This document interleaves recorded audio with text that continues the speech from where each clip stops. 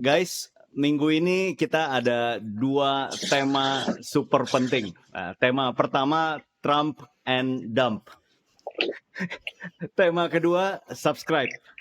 Artinya kalau kamu belum subscribe, kamu harus pencet tombol subscribe sekarang. Oke? Jadi tema kedua udah selesai ya. Sekarang kita masuk tema pertama. Tema pertama Trump and Dump tuh ya kalau kalian aktif lumayan pantau market crypto harusnya ngerasain fenomena Trump and Dump sekali lagi minggu lalu. Gitu ya. Aku pribadi agak kesel juga sih ya. Tapi anyway, video ini kita mau fokus ke masa depan. Artinya lusa Sabtu subuh itu akan ada acara besar Crypto Summit White House. Jadi di sana Trump undang bos-bos orang-orang penting kripto Amerika mau ngomongin tentang kripto dan kasih bisikannya sih mau kasih pengumuman tentang pengumuman penting tentang kripto. Banyak yang bilang ini mau umumin tentang Bitcoin Reserve atau juga tentang Crypto Reserve. So ini mungkin bisa jadi event yang pump to the moon atau event yang ternyata sell the news gitu ya, malah turun ke bawah. Nah, kita mau cari tahu di video ini kira-kira eventnya yang mana dan cara hadapinnya kira-kira gimana supaya cuan lah gitu, oke? Sebelum kita mulai, aku mau nanya dulu ke Kevin dan Jono, update marketnya gimana sih? Maksudnya kalian saat ini posisinya lagi apa? Actively trading atau actively beli-beli invest? Sudah jual rumah semua supaya berharap optimis event pengumuman Crypto Summit-nya plus atau gimana? Bisa share gak?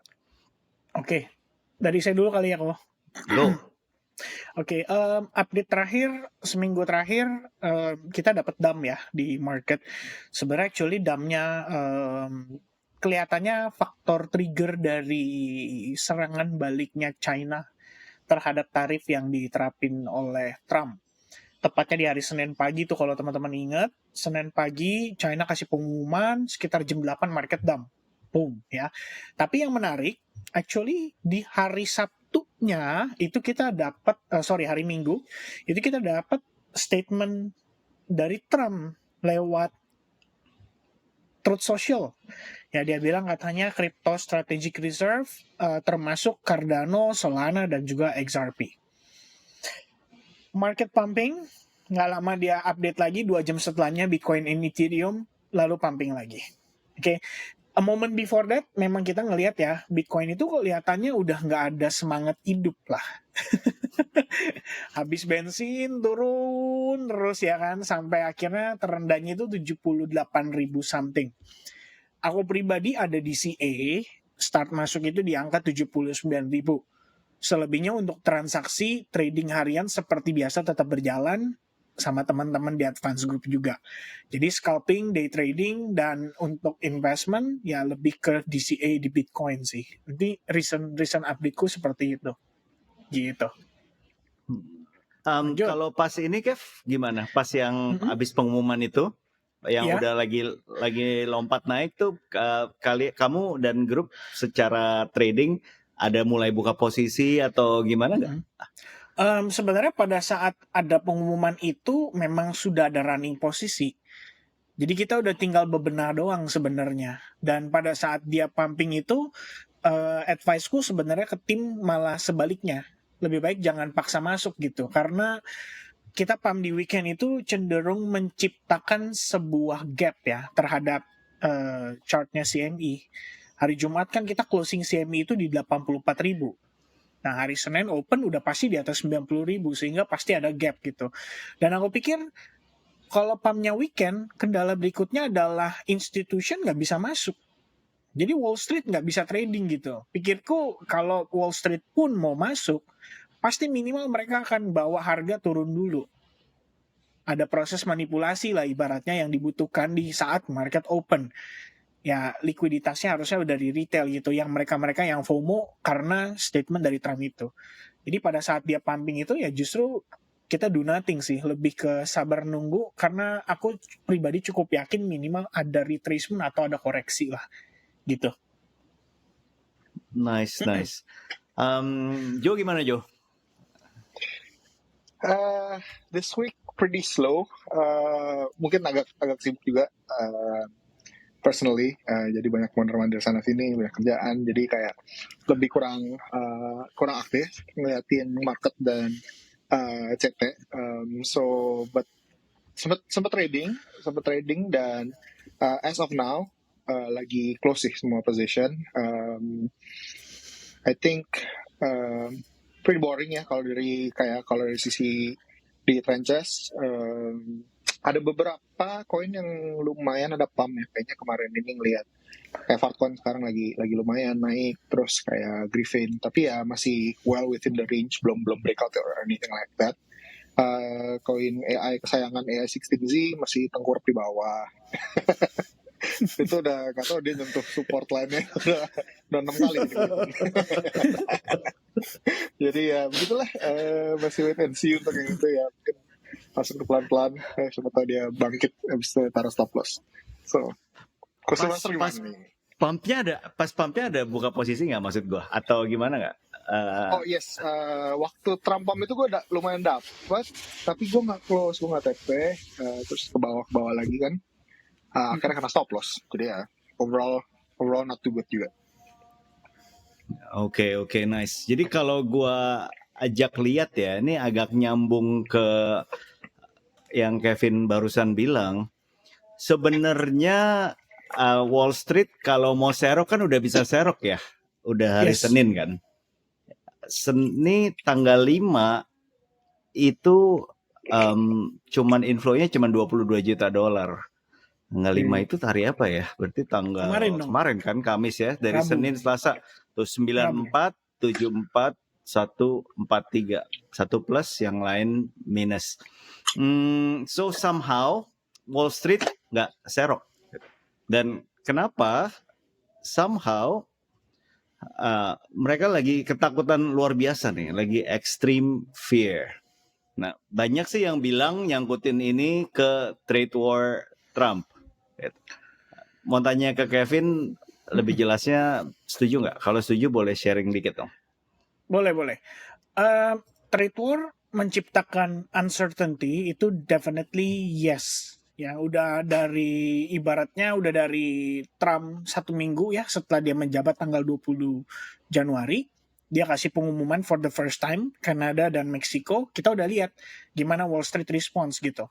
Nah, semakin kesini kan Kanada memberikan tarif balasan, walaupun akhirnya Trump mengatakan ya udah kalau lu kenain gua tarif balasan nggak apa-apa, tapi kan gue punya reciprocal tarif, artinya tarif yang lu kenain ke gue kenain balik ke lu lagi gitu.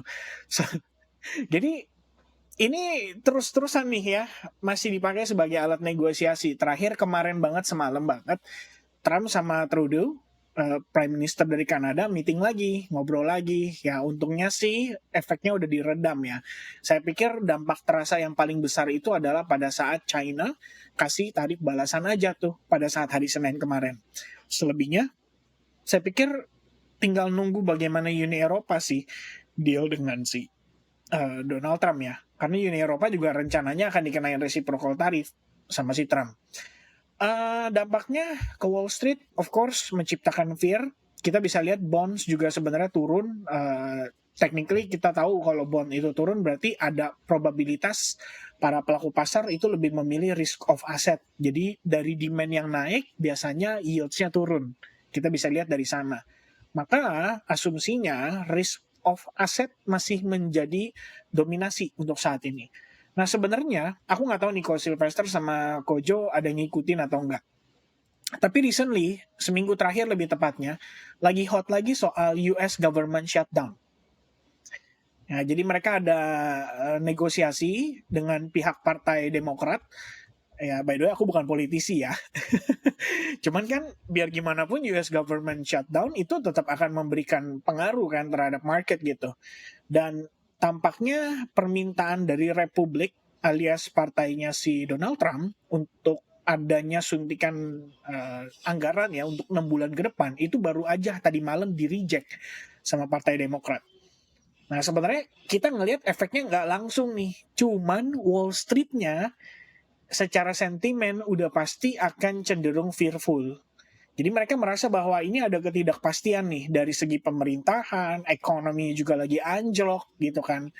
Dan fun fact-nya teman-teman, the Federal Reserve dalam 1 minggu terakhir, bukan the Fed-nya sih, tapi Fed Funds Market-nya itu pricing in buat 3 kali rate cut jadinya di tahun ini. Artinya memang ada peningkatan kekhawatiran atas disrupsi ya terhadap keadaan ekonomi di US. So itu yang mungkin membuat Wall Street lebih pincang lah saat ini jalannya dibandingkan dengan beberapa waktu yang lalu. Dan itu semua menurutku tarif ya sebagai efek domino dari tarif. Ya itu pandanganku sih kalau seputaran makronya saat ini gitu situasinya. Oke, noted. Karena kalau gue share screen lagi ya, gue somehow lihat ini di sini nih.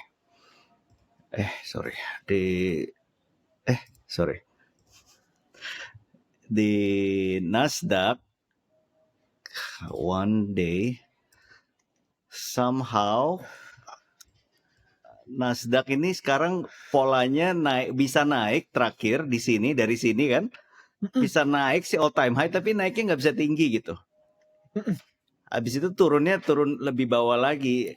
Ini salah satu tanda-tanda klasik kalau udah agak jenuh gitu, naiknya udah agak capek. Kalau dari lu lihat chartnya gimana, Vin? Betul, setuju banget. Sebenarnya sekilas saja kalau kita lihat kan udah langsung ketara ya kalau ada lower low yang tercipta di situ. Dan itu udah efek dari sentimennya gitu. Artinya memang gak heran ya kalau kita ngelihat yields turun, kemudian juga ada isu government shutdown. Artinya ini kan berhubungan dengan apa? Hutang ya. Balik lagi ke masalah hutang ya di US sendiri gitu. Akan ada yang jatuh tempo nantinya dan ya mereka kan harus persiapkan uang gitu kan untuk bisa ngeberesin itu. Government shutdown sendiri kan artinya banyak PNS-PNS yang nggak akan dibayarkan tuh salary-nya. Karena kekurangan anggaran ya atau kekurangan uang untuk bisa ngebayarin mereka salary-nya itu. Kelihatan gitu dari price action, technically sentimen itu masih benar-benar fearful. Jadi kalau ini menurut tanggapanku, mungkin dengan angka PCE pada akhir Februari terakhir, yang dimana kita ngelihat angkanya turun, jadi aku mungkin boleh sambil paparin kali kok ya. Nggak boleh. Nggak boleh. Boleh lah, Vin. harus sambil. Harus nanya dulu ya kan. Kalau kita lihat ini Trading Economics update terakhir banget. Oke, jangan lebih jauh lagi ya. Terakhir banget, benar-benar terakhir banget. Jadi kita bisa cek indikator, untuk negara US ya, Amerika Serikat. Kita bisa cek di bagian PCE actually. Berarti price masuknya ya. Ini core PCE untuk yang year over year. Annual change. Perubahannya dari 2,9% itu aktual terakhir banget yang dirilis pada tanggal 25 Januari kemarin. Untuk periode 25 Januari 2025. Rilisnya kan kemarin di akhir bulan Februari. Itu angkanya turun ke 2,6. Kalau kita cek dari data Federal Reserve sendiri, di bagian dia punya Summary of Economic Projection, kabar baiknya adalah angka itu sebenarnya mendekati proyeksi mereka untuk 2025. Di mana PCE inflation-nya di angka 2,5% proyeksinya. Sementara angka itu turun 2,9 ke 2,6%. Dan kalau berdasarkan data yang kita lihat dalam beberapa waktu terakhir, ini angkanya naik kok. Trennya tuh dari 2,6 naik ke 2,7 selama 3 bulan, kemudian Oktober naik lagi 2,8, November steady di 2,8, dan Desember naik lagi ke 2,9. Tiba-tiba inflasinya turun 2,6%. Maka saya berpikir dan juga berasumsi sebetulnya Wall Street itu bisa recovery kalau pada pertemuan 13 hari lagi Federal Reserve memberikan statement yang cenderung dovish, mengikuti probabilitas yang ditunjukkan kepada kita, di mana saat ini mayoritas percaya di bulan di bulan Desember itu akan ada rate cut satu kali lagi di 31,8% probabilitasnya hingga batas bawahnya jadi 3,6% dari yang 3,9%. Kira-kira begitu. Sehingga kalau boleh disimpulkan itu mungkin bisa jadi faktor hopiumnya ya. kalau kita lihat gitu. Bahwa The Fed yang tadinya sangat-sangat hawkish, tahun ini kan sempet tuh awalnya 2 kali. Kemudian berubah kan, gara-gara CPI-nya naik jadi 1 kali doang rate cut-nya. Tapi sekarang angkanya turun. Jadi 3 kali rate cut-nya. Naik lah ibaratnya jadi 3 kali rate cut-nya. Maka sebenarnya hopiumnya di situ. Kalau kita pengen lihat ya Wall Street bounce back. Mungkin gitu sih kok. Noted. Cuman kalau kita lihat dari kripto ya, Ya. sekarang kita mungkin masuk ke topik berikutnya. Ini ada Yes. sentimen negatif dari trade war, Yes. dari inflasi. Tapi ada sentimen positif mungkin dari Mungkin. Crypto Summit lusa. Nah, kita masuk Crypto Summit, gue share dulu biar teman-teman bisa taruh di kalender. Itu kapan Crypto Summit? Ini ya, Crypto Summit ini itu kalau di waktunya mereka itu tanggal 7 Jumat jam 1:30 siang. Nah, kalau di waktu kita ya, di waktu Bali sih ini ya, itu jam 2:30 subuh, jam pagi 8 tanggal 8 Sabtu. Berarti kalau Jakarta ya 1:30 pagi. Nah, itu baru mulai ketemu ya. Biasanya baru mulai ketemu, nanti yang ngobrol-ngobrol lama keluarnya sore lah gitu. Itu harapannya, hopium besarnya saat ini, paling besarnya, bos paling utamanya tuh ini gitu. Artinya dari dulu kan kita selalu orang kripto selalu bilangnya kalau Bitcoin nanti jadi strategic reserve-nya Amerika gitu kan. Semua to the moon gitu kan, semua terbang, kita semua jalan-jalan keliling dunia nggak pulang-pulang gitu kan. Oke. Maksudnya semuanya happy, nggak ada yang nggak happy, itu kan hopium besar ya. Dan kita kan selalu menanti-nanti kapan kejadiannya gitu, nggak pernah kejadian. Nah kali ini momennya nih sepertinya udah di depan mata gitu kan, di depan mata. Udah ada hint-hint, petunjuk-petunjuk halus dari Donald Trump. Nah, mungkin pertanyaan besarnya buat Kevin sama Jonathan buat kita bahas tuh, menurut kalian seberapa besar event ini bakal jadi sesuai harapan kita? Atau jangan-jangan malah jadi event zonk ya? Maksudnya aku kasih konteks dulu ya. Bisa jadi harapan besar kalau misalnya ternyata Amerika mau beli Bitcoin-nya gitu sebesar yang kita harapin gitu ya. Demand-nya jadi nambah banyak. Misalnya kita bilang ya kita mau beli 1.000 Bitcoin setiap hari gitu. Atau kita mau borong langsung 10 juta Bitcoin sesuai harapan kan. Tapi kalau misalnya Donald Trump bilang ya kita beli cicil-cicil halus setiap hari 0,1 Bitcoin. Nah itu ngeselin kan. Itu namanya bikin orang kesel, impian jadi hilang semuanya gitu. Nah, seberapa besar harapan tuh supaya bisa jadi event yang life changing gitu buat industri kripto? Go, menurut kalian gimana? Gas Kojon. Sebenarnya di otak gue lebih banyak pertanyaan daripada bisa prediksi. Tapi kalau personally sekarang hunch lagi. I think sell the news. I think ya untuk sekarang. Tapi I think itu short term. Maksudnya I think untuk secara katalis untuk long term bakal exciting. I think banyak banget yang newsnya mungkin bakal keluar, banyak headlines, dan kayaknya news juga kan bakal cover lah seminggu setelahnya gitu kan. Ripple effect-nya akan lumayan lah gitu berdengung. Tapi untuk kayak hunch-nya sih sell the news type of thing ya. Tapi justru yang pertanyaan yang lingering in my head itu, gue nggak tahu summit itu sebenarnya acara macam apa gitu. Kayak sebenarnya kayak gala dinner kah atau apa, I'm not familiar with White House summits gitu ya. Kayak apakah itu sesuatu yang ada live coverage-nya atau kayak harus ada insidernya tuh nge-tweet bisa Trump bilang gini, Trump bilang gitu. I don't know, kayak I'm curious, maybe after this gue bakal research itu sebenarnya itu event kayak gimana sih gitu, apakah ada live stream sama kayak ada di panggungnya. Nanti mungkin kalau Sylvester mungkin udah tahu, ntar dia kasih tahu. Terus yang pertanyaan kayak masalah strategic reserve itu kayak secara peraturan emang executive order doang kah, atau kayak harus di approve sama Kongres kah, atau di approve sama siapakah gitu kan, kita nggak tahu sebenarnya. Dia ini kemarin yang dia nge-tweet ini juga sebenarnya udah kejadian atau masih belum gitu. Kayak I think itu sih yang dua yang gue baru sadar, gue belum research ya. That would be interesting. So Oke, sedikit konteks yang kalau gue tahu ya tentang summit. Summit tuh biasanya dipakai itu untuk event-event yang paling tingginya gitu. Makanya namanya kan summit, the top of the mountain kan, ujungnya gunung. Jadi biasanya itu dipakai untuk kalau misalnya level negara itu pas kepala negara ngumpul 2 hari, 3 hari gitu ya. Economic Kayak Summit G20 gitu ya. ngumpul 3 hari bos-bosnya, tapi ngumpulnya buat apa? Buat tanda tangan doang. Udah kesepakatannya, dealnya mah udah bawahan-bawahannya udah bikinin negosiasi 6 bulan terakhir gitu.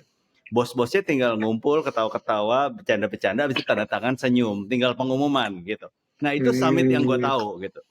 Ya bos-bos kumpul, bikin tanda tangan, bikin happy semua. Tapi kemungkinan summit yang kali ini, yang White House Summit itu kemungkinan nggak begitu. Jadi kalau yang gue nangkep nih, kayaknya lebih ke arah setengah audiensi, artinya setengah mau cari tahu dari pemilik bos-bos kripto ini menurut kalian aspirasinya gimana, dan setengah pengumuman apa yang komite digital tuh udah mau kasih gitu. Kayaknya tebakan gue gitu, karena dari pengumumannya sendiri nggak terlalu ada info nanti kira-kira mau disahinnya apa gitu. Karena biasanya kalau summit yang benar itu ya biasanya close door terus kasih pengumuman aja. Jadi kalau summit yang benar itu Jo, di sebelum summit itu pers tuh biasanya udah dikasih tahu nanti kira-kira pengumumannya apa yang mau ditandatanganin, kesepakatannya pers tuh udah tahu biasanya. Nanti mau tanda tangan kesepakatan kerjasama mineral, nanti tambang apa udah tahu, tinggal tanda tangan doang biasanya gitu yang umumnya. Itu kalau lu Kev gimana menurut? Oke. Langsung aja kok to the point. Short term volatile, mid to long term bullish harusnya. Jadi bagaimanapun Bitcoin Strategic Reserve ini adalah janji kampanye, ya kan? Dan ini baru 100 harinya Trump. Artinya menyelesaikan bagaimana janji kampanye itu menurut saya adalah hal yang amat sangat penting untuk kepercayaan followersnya secara keseluruhan ya. Bitcoin Strategic Reserve ketika ada pengumumannya, sebetulnya sih aku kan ya lumayan banyak ya ngelihat berbagai kejadian-kejadian ya terhadap segala sesuatu yang berhubungan dengan pengumuman di kripto. Dari China ban kripto, kemudian El Salvador legal tender, kemudian Bitcoin ETF approval, and then the Federal Reserve dan lain sebagainya. Sebenarnya makin banyak yang mengcoverage, makin berbahaya. Biasanya di kondisi event tersebut malah tendensinya jadi momen likuidasi massal. Umumnya seperti itu. Ya, kita ngelihat jadi ada flush out terhadap leverage traders, mereka yang betting on the news ibaratnya. Nah nanti ya let's say kayak tadi kata Ko Jonathan, saya agree gitu. Kayak beberapa hari setelahnya akan mulai banyak tuh headline-headline yang nge-cover kalau Trump bilang begini, pada saat summit ada begini, ada si ini gitu kan. Nah sebenarnya ini kalau exposure ya, mungkin aku sambil share screen nih kok. Ada list ya konon katanya sih ini list yang bisa dibilang confirm datang di summitnya gitu. Ada Donald Trump, Bo Hines, David Sachs, kemudian ada Brett Garlinghouse mewakili XRP, ya bullish buat XRP itu katanya. Michael Saylor, MicroStrategy, ya of course dia bullish buat Bitcoin karena dia Bitcoin Maxi kan. Kemudian ada Tether, ada ARK, token ARK, kemudian Cardano Foundation dari Charles Hoskinson, Solana, Ethereum, Vitalik, akhirnya dia muncul kembali di scene ya, dan ada Ondo, Mark Anderson di sini mewakili Avalanche, Near dan bla bla bla gitu. Changpeng Zhao belum tahu ya, masih belum tahu nih CZ perwakilan dari Binance, tapi Brian Armstrong harusnya ya Coinbase harusnya sih datang ya, karena ini basis atau jantungnya exchange kripto di US, dan pastinya kan harusnya ya berhubungan dengan kondisi daripada regulasi ya dari SEC gitu. Terakhir kan mereka ada battle tuh, ada sempet dituntut lagi, tapi kemudian katanya tuduhannya udah dijatuhin. Ini sih yang katanya datang, tapi kan kita nggak tahu ya. Maksudnya sentimen itu bisa aja udah mulai terasa dari sekarang gitu. Makanya kalau kita lihat walaupun Bitcoin-nya rontok, XRP Cardano somehow dia masih bisa maintain dengan baik gitu, gain yang didapatkan pada saat hari Minggu itu. Mungkin itu salah satu penyebabnya. Dan soal kebocoran yang tadi Ko Sylvester bilang, udah disampaikan sih sebenarnya ya sama US Commerce Secretary Howard Lutnick, kalau udah confirm mereka akan ngomongin atau membeberkan plan untuk strategic Bitcoin reserve di situ gitu. Cuma di sini banyak pro dan kontra. Katanya Bitcoin strategic reserve mah oke lah, digital gold gitu kan. Tapi XRP, Cardano ya, atau mungkin Solana itu gimana ceritanya jadi strategic reserve gitu? Karena pada dasarnya kan itu sama kayak saham. Ya lebih kurangnya begitu. Nah, yang aku tahu berdasarkan pengalaman pada saat news event udah terlalu banyak yang ngomongin, apalagi crypto Twitter, kemudian YouTuber, influencer, semua udah ngomongin ke arah sana. Biasanya sih jadi ajang untuk sweep liquidity maksudnya. Hajar atas, hajar bawah, ya kan, goyang-goyang gak jelas, baru nanti beberapa hari kemudian ada progres yang ideal. Cuman kalau kita fokus utamanya visi jangka panjang, actually kita nggak perlu terlalu pusingin gitu. Apa yang terjadi besok itu adalah hal bersejarah. Biar gimana pun ini adalah pertama kalinya di dalam sejarah crypto market di dunia ada pemimpin ya kita tahu US gitu kan, center of influence dari berbagai aspek, dari ekonomi, politik, ya culture, semua ngelihatnya ke sana, ngomongin Bitcoin gitu sebagai strategic reserve. So kalau misalkan negara-negara lain bakal ngikut, ya of course trennya akan jalan gitu. I mean, this is gonna be very very huge gitu, bukan big doang.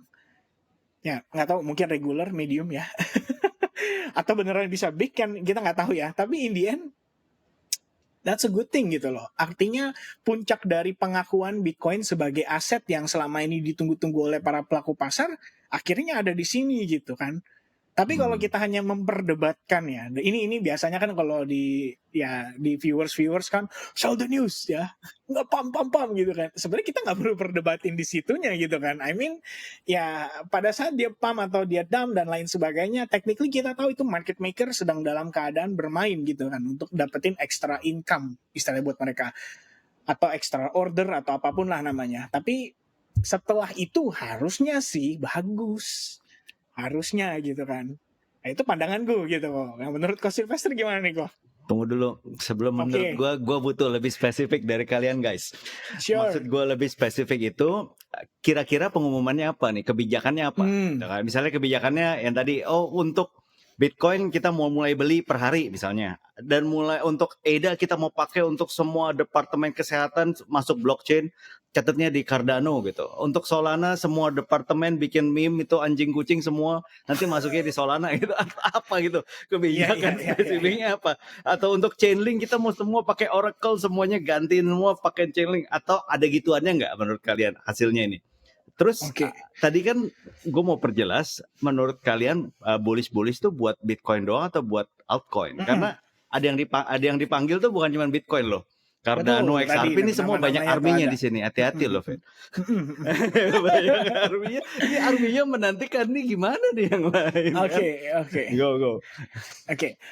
I think ya buat altcoins-nya mungkin bullish in a different way di compare dengan Bitcoin-nya gitu. For Bitcoin itself, I think it's gonna be good.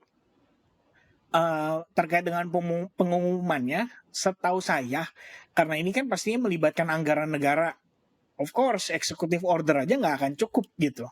Artinya pasti perlu dong yang namanya keputusan bersama dengan anggota kongresnya.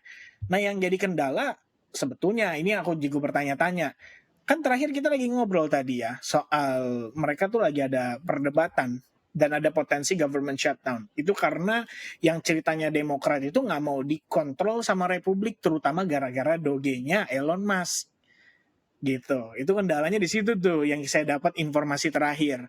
Jadi kalaupun andai kata Trump kasih keputusan kayak enggak kita mau beli ya pokoknya target kita 1 juta Bitcoin. Ya perkara belinya kapan itu saya rasa nggak bisa dia langsung kasih keputusan di situ. Tapi paling tidak kita dapat kabar kepastian itu aja.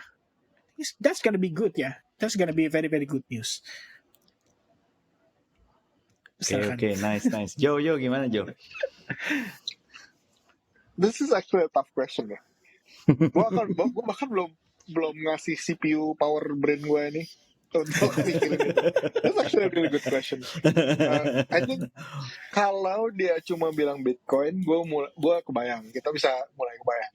Dia pasti ada kayak budget, dia punya target mau nyampe segini, habis itu nggak pernah dijual sekian tahun, bla bla bla gitu kan. Altcoins ini yang kayak benar-benar throw everybody ini kan, dan bergumuru tuh si Winklevoss Twins juga udah bilang gue nggak setuju gini. Tapi I think gambaran kasar namanya strategic reserve ya pasti ada faktor pembelian, dan dia udah mention juga pas di Bitcoin conference kalau kripto yang mereka sita nggak akan dijual, something like that. I guess kalau dia udah appoint si koin-koinnya ini ya mungkin dia ada rasionya, mungkin dikeluarin berapa persen ini. Jadi mungkin kayak total anggaran segini, habis itu rasionya berapa, di hold sampai kapan, stuff like that yang mungkin yang bisa kita expect ya. Maybe another wild guess, ada faktor cadangan gold yang dia mau iming-imingin, dibilang mau diaudit segala macem. News terakhir kan kayak dia itu belum pernah di ini kan, value-nya belum pernah diupdate ya, kayak harga goldnya. Jadi kayak nilai monetarinya itu kayak berapa, dan itu kan sebenarnya kalau gold kan bisa I don't know, either dijual atau dijadiin jaminan untuk I don't know. Siapa tahu, I'm just throwing it out there. Kalau mau wild speculation, jangan-jangan ada karena itu kan strategic reserve juga ya. So something gold bakal dimention. Siapa tahu kayak dibilang kita bakal jual sekian persen gold untuk beli Bitcoin. That would be so bullish. Yeah, so who knows? Oke, noted. Oke. Nah, kalau gue pribadi ya, jadi kalau untuk Bitcoin, gue nggak pikir akan ada pengumuman kalau mereka mau beli Bitcoin, keluar uang tukar Bitcoin, artinya beli ya. Kenapa? Karena gue lihat dari dua hal. Pertama, dari karakteristik Trump. Trump kan pebisnis ya, businessman nih. Dari gayanya mimpin presiden udah tahu dia sukanya nego kan, gitu. Sukanya trade war, suka kasih tarif. Dia nggak suka beli barang mahal lah ibaratnya gitu kan. Kalau setahu gue yang gue lihat gayanya dia. Jadi somehow untuk dia beli di harga sekarang dengan logonya beli banyak itu untuk jadi national research, somehow gue nggak lihat ke arah sana. Itu pertama. Nah, kedua, kalau dari segi aktivitas market, artinya gue percaya market kan efisien ya. Efisien artinya begitu market tahu somehow ada desas-desus, khususnya kita ngomong traditional finance, Wall Street, itu pasti mereka front run beli dulu. Gitu. Itu orang Wall Street kan banyak lingkarannya Trump, banyak yang tahu. Jadi seharusnya kalau emang ada keluar keputusan itu sampai ke kuping mereka, itu Bitcoin ETF inflow tuh udah gede sih. Jadi udah dimasukin dulu, udah front run dulu, masuk dulu semua, udah antisipasi dulu. Tapi yang kita lihat sekarang ya malah kebanyakan keluarnya kan. Dari sejak Senin sampai sekarang ya banyakan keluar, masuknya cuma dikit 22 juta. It's an efficient market sih menurut gue ya. Jadi udah harusnya ada waktu dari Senin sampai Jumat ya udah cukup waktu market untuk bisa tentuin arahnya tuh udah cukup. Itu pertama kalau Bitcoin itu. Dan kalau untuk altcoin, gue percaya nanti semua kementerian di Amerika tuh akan bikin meme coin dan semuanya ganti pakai blockchain Cardano. Enggak, itu bercanda ya, enggak itu bercanda.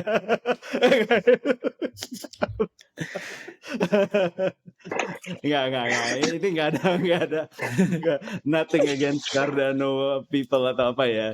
Enggak, cuma menurut gua kalau untuk altcoin kan sebenarnya kan pilihannya banyak untuk bikin mereka jadi untuk dukung mereka kan. Pertama yang tadi yang gue bilang paling ekstrim tuh, ya udah semua transaksi Amerika pakai blockchain, pakai blockchain made in America. Cardano misalnya buat finance, habis itu Solana buat yang kebutuhan sehari-hari itu kan bisa aja kan. Tapi menurut gua hampir sangat gak mungkin itu terjadi gitu. Artinya pakai rubah ke blockchain terus pakai perusahaan swasta. Itu pun kalau mau pakai blockchain pun mereka pasti pakai blockchain tertutup. Ya, meskipun mereka support perusahaan blockchain made in USA ya. Jadi yang kemungkinan terjadi, yang gue yakin terjadi adalah ya didukung, tapi didukungnya dari segi apa? Ya yang mereka paling bisa, pemerintah paling bisa dukung kan dari regulasi. Artinya regulasinya dipermudah, nggak direcokin. Kan dalam sebulan terakhir kan kita udah lihat ya, yang tuntutan-tuntutan udah di-drop oleh SEC. Yang perusahaan yang awal itu tuh dituntut, udah sekarang udah enggak. Itu kan dukungan. Ya kalau gue lihat lebih ke arah sana, dikasih kepastian hukum. Jadi lu kalau lu perusahaan made in USA, lu mau operasi di sini semua regulasi gampang. Itu nanti lu mau listed di Coinbase, di Binance US, di Kraken, di mana gampang. Lebih ke arah sana. Bukan ke arah akumulasi sih kalau gue lihat ya, yang altcoins ya. Gitu sih. Jadi kalau gue lihat sih gitu. Gitu ya.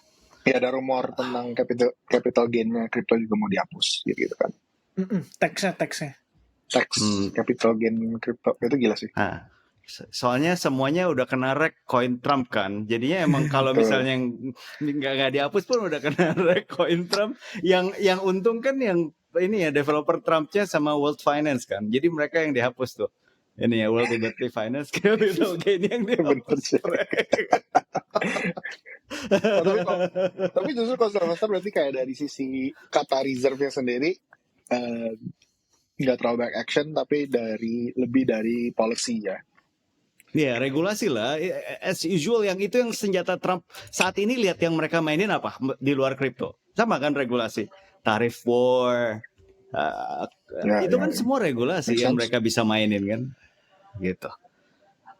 Itu sih kalau gue lihat. Nah mungkin ini bisa masuk ke topik kita berikutnya, yaitu kira-kira dari sini koin-koin made in USA itu bakal ada jadi mini bull run nggak gitu, bakal ke atas terus nggak gara-gara ini. Maksud gue koin made in USA itu yang ini nih guys, gue share ya. Ini nih. Ini artinya koin-koin yang developernya, perusahaannya itu dari Amerika.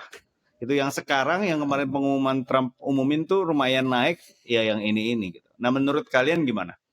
Bakal jadi lengket nggak naiknya? Atau setelah pengumuman ini, kalau nggak ada rencana beli, cuman ya didukung regulasi aja, menurut kalian gimana? Koin-koin ini nasibnya? Go. Gimana Kojan dulu? Guys. I don't think so. I don't think this sticks sih. Kayak USA coin thing. Kenapa? Ya sama kayak naratif, dan itu kayak cuma bisa digoreng pas newsnya lagi kencang sih. I think ujung-ujungnya bakal rotasi lagi ke, ya kalau sampai kita dapat bull season ya, I mean everything is probably gonna go up anyway. Cuman kayak yang pasti market akan switch narrative lagi sih. So this is probably just another narrative. And maybe kita bisa naikin naratif ini. I think so far dengan kekurangannya hal-hal yang bisa dimainkan, I think ini sangat bisa digoreng. So maybe worth it to jump on this. Maybe insting gue kalau udah tau kayak gini ya, gue pasti bisa, if I want to play with this, gue bakal cari deep dive lagi, cari alpha, mungkin koin-koin yang market capnya punya fundamental dikit, terus kayak koin-koin foundernya American gitu, tapi orang belum terlalu mention banyak, terus kita call di Twitter, biasa bisa pump. So cari market cap kecil kalau mau main ini. Itu insting gue. But anyway, I think short term narrative ini, tapi not long term sih.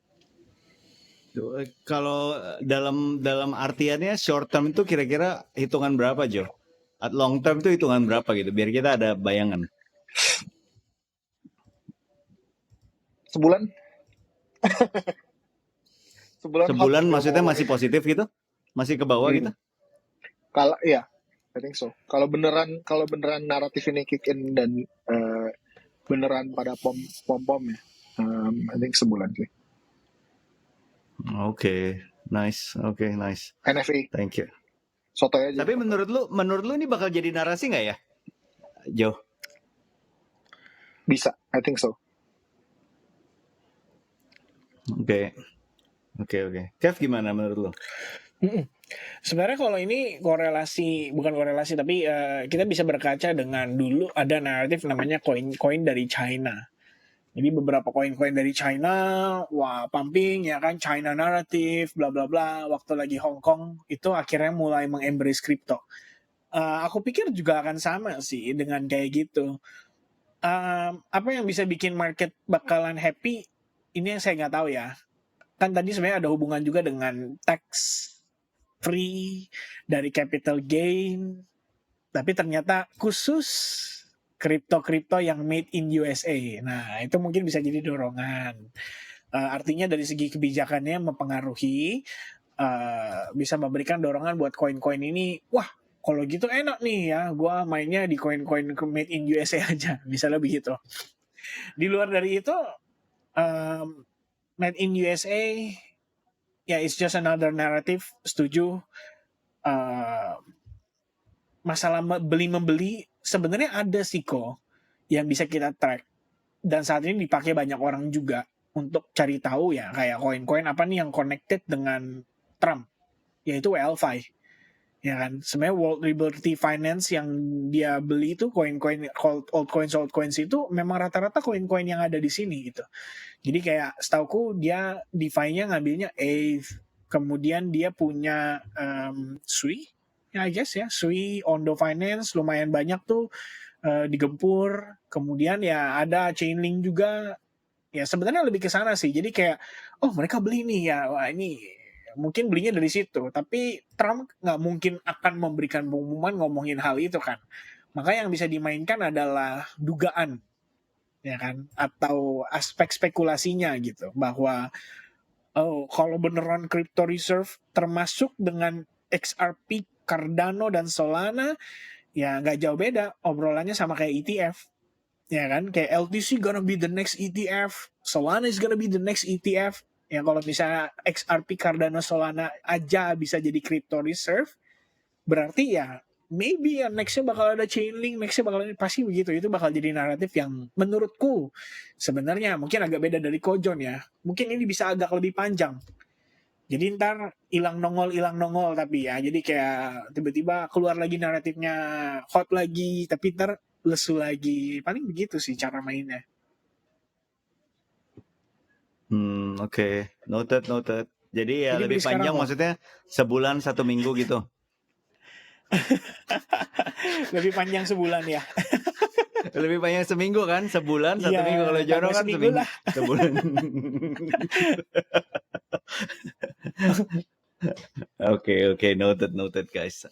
Oke, Menurut Coach mungkin Investor gimana? apa Iya. menurut gua? Iya. Ya menurut gua sih nggak sticky. Karena kenapa? Karena ya pertama nggak ada tekanan demand yang nyata kan. Ya narasi sih tetap narasi, tapi rata-rata sekarang yang beli siapa gitu kan? Yang beli ya bisa jadi pemain meme yang biasa main di trenches, sekarang mulai mau mainnya di koin-koin made in USA bisa jadi. Tapi kalau yang mau beli itu retail, artinya retail yang secara umum yang besar itu, ya menurut gue momennya sama kerennya gitu kayaknya belum sekena itu dibanding musim-musim meme kemarin gitu. Jadi itu sih menurut gue nggak sticky, bahkan mungkin lebih kurang dari 1 bulan kalau gue bilang ya. Ya that's it sih kalau gue bilang sih gitu. Nah kalau sebenarnya ya guys ya, kalau yang yang gue pikirin gitu ya, kan di kepala kita salah satu bos terakhir, artinya salah satu naratif paling besar yang kita harapin kan balik lagi ke strategic reserve. Nah, Amerika ini udah mau di depan mata. Nah, sebenarnya kalau bisa dibilang ada lagi di atas bos besarnya strategic reserve Amerika yang kita selalu harapkan dan dambakan adalah strategic reserve global kan. Artinya Ya, semua negara atau banyak Kira negara Indonesia. pakai ikut-ikutan. ya Bitcoin jadi strategic reserve-nya kan. Terus pakai blockchain itu yang untuk jadi pakai transaksi mereka semua di blockchain. Nah, menurut kalian event ini itu sama jarak event ini ke Big Boss terakhir itu menurut kalian jadi tambah deket nggak? Event ini bisa bikin Bitcoin Global Strategic Reserve jadi tambah katalisnya jadi jauh dipercepat nggak? Atau ya ya nggak ada hubungannya karena Amerika juga sekarang lagi dibenci sama teman-temannya gitu kan. Orang Kanada padahal pikir Bitcoin menarik gara-gara dikenai tarif war jadi males gitu kan. Gue nggak mau ikut-ikutin Trump gitu. Atau orang Europe juga mungkin gara-gara kesal sama Trump mungkin tambah nggak suka lagi sama Bitcoin Strategic Reserve. Menurut kalian gimana guys? Harusnya sih bisa dipercepat ya kok. Maksudnya ini kan perlombaan, ya kan? I mean maksimum supply Bitcoin udah obvious gitu, 21 juta Bitcoin. Unless negara-negara yang berencana ikut-ikutan itu nggak punya pemahaman terkait dengan fundamentalnya Bitcoin itu. Ya kayak misalnya contoh Germany deh kemarin itu. Dia dapat Bitcoin sitaan malah dihabisin sama mereka di harga yang bahkan relatif murah gitu kan. Which is itu bakal jadi switching ke barang-barang atau tambahan ekstra likuiditas buat institusional gitu. Jadi kalau misalkan memang benar seperti itu, harusnya mereka akan mempercepat sih dalam artian ya ini perlombaan gitu loh. Semakin hari kan semakin banyak di mining gitu kan. Ya maka harusnya sih ini menurutku ya harusnya sih dari miningnya malah itu bisa jadi satu pendorong gitu ya kayak Russia mungkin akan mempermudah mining Bitcoin, China juga mungkin yang tadinya udah ban crypto sekarang dia unban crypto. Maybe ya, it's a big maybe gitu sih sebenarnya. I think it's too big to be maksudnya terlalu besar untuk kita pikirkan gitu. Namun ya kan depend ya gimana reaction mereka juga gitu. Cuman yang kita tahu biar gimana pun Bitcoin recently semakin banyak dibicarakan juga lah oleh negara-negara besar gitu. Artinya mereka juga melirik sehingga ya kita hanya tinggal bersabar menunggu mungkin ya sampai kondisi tersebut mereka ya udah gitu loh. Oke nih saatnya gas gitu ya. Kita nggak boleh kalah sama US nih. Kalau US duluan bahaya nih kita bisa ketinggalan. Gitulah kira-kira. Noted. Sip. Jo gimana Jo? I think kayak ngomongin soal apakah ini bisa jadi buka pintu untuk strategic reserve-nya Amerika bisa membuka gerbang buat other countries strategic reserve dan juga bisa jadi infrastruktur negara dan perbankan dunia pakai blockchain atau enggak. I think yes. Kalau sampai benar nih strategic reserve-nya Amerika kejadian, I think kita bisa ngelihat nanti 20 tahun ke depan tuh kayak maksudnya looking back kita tahu kalau ini historis gitu. Tanggalan historis buat adopsi kripto. I think ya kita nggak bisa downplay seberapa besar inisiatif ini. I think negara superpower nomor 1 dunia menganggap Bitcoin itu reserve itu kan kayak dreamnya, kayak gue ingat 2017 ya, itu kayak gila kali, mimpi kayak gitu aja nggak realistis gitu waktu at that point. Sekarang kita dengan gampangnya bilangnya pam atau dam nih nanti kalau si Amerika bikin Bitcoin jadi strategic reserve. Iya. Itu cukup gila gitu kalau sebenarnya dipakai perspektif gitu kan. So I think kalau sampai itu floodgates-nya udah open, akan ada conversations yang dipaksa untuk setiap negara untuk bilang if America is doing it, why aren't we? Resikonya apa? Pasti mulai semuanya ngomongin gitu kan. And then at that point ya might as well juga I think mungkin bank-bank dunia juga udah bisa consider gitu kan pakai sistem blockchain. Tapi that part I don't think it's that bullish untuk kayak price action ya kita koin-koin yang kita trade. Menurut gua kayak kalau sampai bank atau negara pakai infrastruktur blockchain, it would probably be a private blockchain. Gue nggak yakin itu bakal jadi open ledger. Still, I mean lebih bagus gitu at least kayak maksudnya kan lebih murah.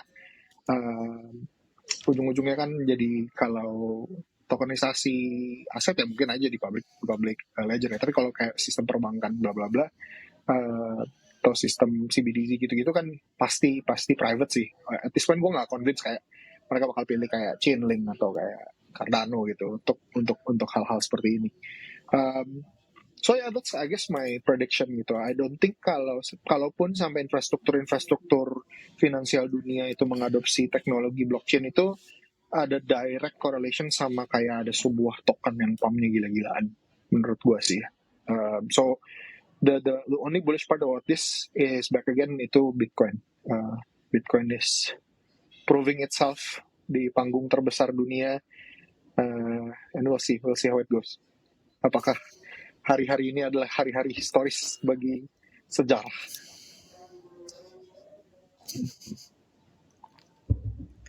Oh, keren banget sih bahasanya.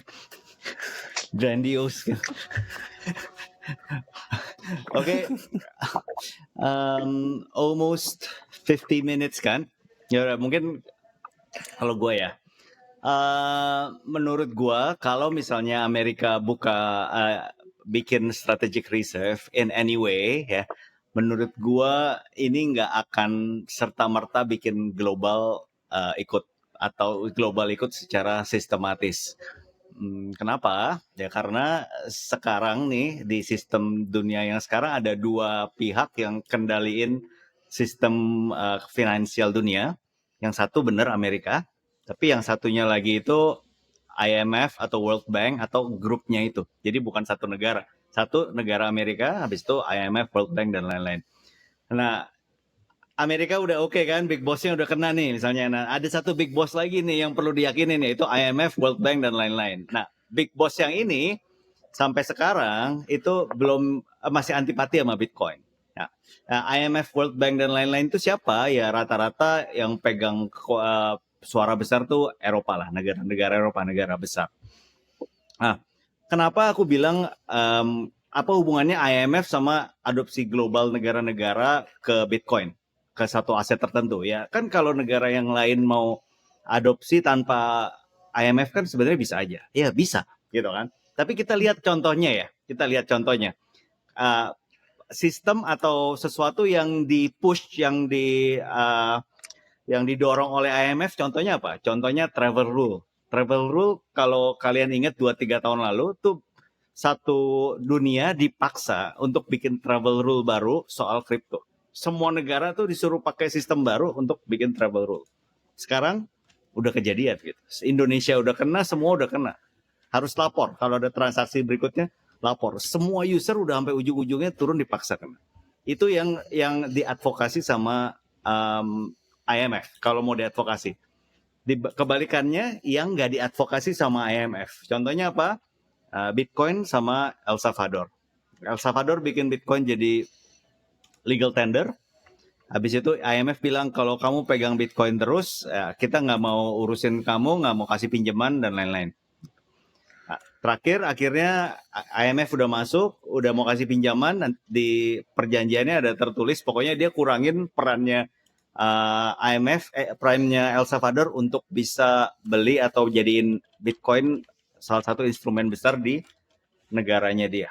Jadi IMF tuh pengaruh gitu. Kalau ada IMF bilang beli Bitcoin gitu, gue yakin 5 tahun lagi semuanya ada di reserve-nya Bitcoin tuh gue ada. Gue yakin kalau IMF udah masuk bilang gitu. Tapi kalau IMF bilang kalau misalnya pegang Bitcoin gue nggak kasih pinjaman, nah itu gue juga yakin itu bakal bikin rata-rata negara yang harusnya bisa jadi bikin strategic reserve Bitcoin bisa jadi mundur dulu. Jadi in a way gue percaya ada satu big boss utama di atas Amerika yaitu IMF gitu. Jadi Hmm. siapa yang mau ngomong sama Christine Lagarde? Jono atau Kevin? Yang mau shield kan, seru Angga harusnya kan shield ke Christine Iya. Lagarde gitu.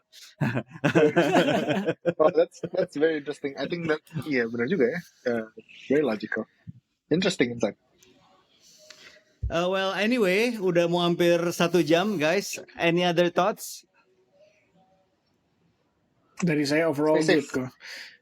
Oke, sip guys. Ini ingat ya, hari Sabtu subuh ada event besar. Pastiin jurus-jurusnya semuanya dipastiin, jangan asal cuek-cuekin aja ya.